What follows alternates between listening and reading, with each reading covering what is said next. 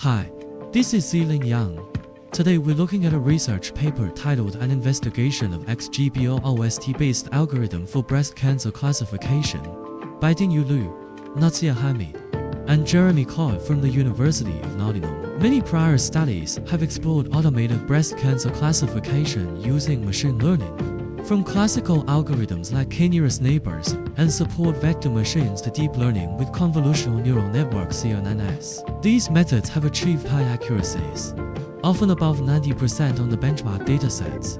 However, significant challenges remain. One issue is misclassification. For instance, a model might mistakenly label a benign tumor as malignant or vice versa. The core idea of the paper is a hybrid technique called deep learning and extreme gradient boosting, (DLXGB). In simple terms, it merges a deep neural network for image feature extraction with a powerful ensemble algorithm for classification.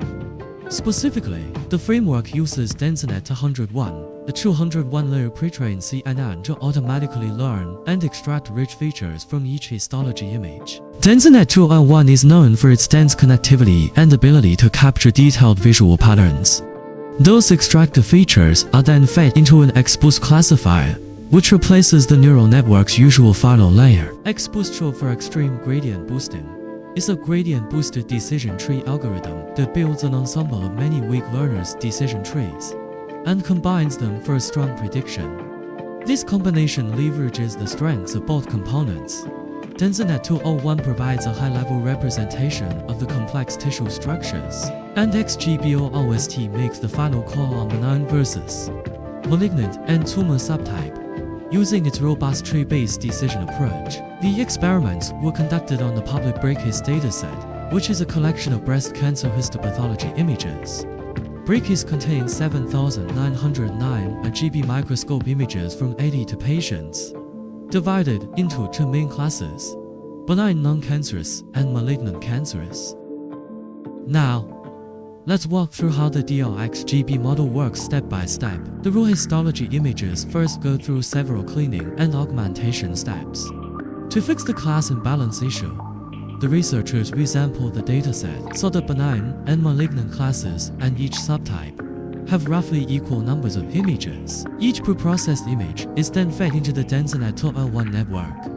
DenseNet 201, being a deep CNN, automatically learns to detect relevant visual features in the tissue images, things like textures, shapes of cells or nuclei, and other patterns indicative of tumor pathology. Instead of manually selecting features, the network's convolutional layers do this job.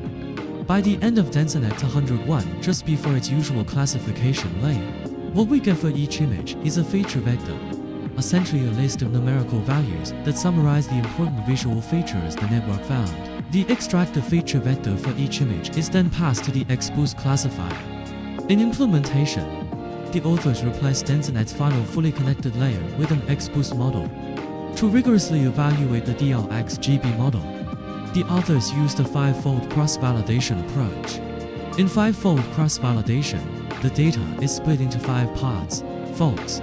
The model is trained on 4 folds and tested on the remaining 1 fold, and this process is repeated 5 times so that each fold gets to be the tests at once. This technique provides a robust estimate of model performance by averaging results over multiple runs. They reported several key performance metrics to measure how well the classifier works. Using these metrics, the DLXGB method showed excellent results.